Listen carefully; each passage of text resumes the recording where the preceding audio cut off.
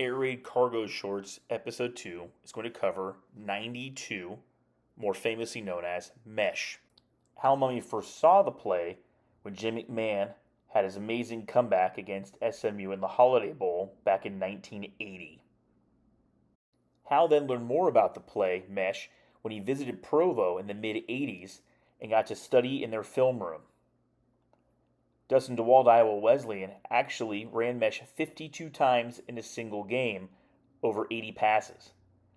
Tim Couch ran it to upset LSU at Kentucky under Hal Mumme back in 1998. He's throwing that first read Lincoln Riley will teach us about later before he checks down to the second read, which is always going to be Mesh. Patrick Mahomes and Tom Brady actually ran Mesh to win Super Bowls. I ran Mesh as an offensive coordinator at the high school level, here connecting on the Mesh route, and here throwing a touchdown on the corner route. So, what's so special about Mesh? We'll let Riley explain. The Mesh is always second. And the thing I've always harp on these guys with, if you don't throw the first read, whatever it is, the out route in this case, if you don't throw it on time, go to the Mesh. Because of what I just said earlier, you'll run this thing 100 times through the year, and 98 times you're going to be able to throw the Mesh. I promise you, if you run it right. They can settle at any point, but after they have crossed. You cannot settle before you cross. After that, you have full freedom to settle. So what does Lincoln Riley mean by settle? Comes from settle and noose. The first drill that we're going to talk about today is the settle up and noose drill. This is the first drill that we run each practice all season long.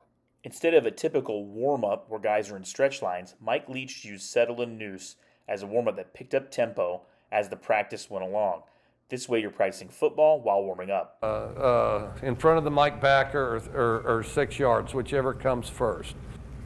H is always going to come underneath Y. H is always going to come underneath Y. Okay. And then and the important thing is they go fast. None of this tiptoe, try to be perfect. We understand you're not going to be perfect.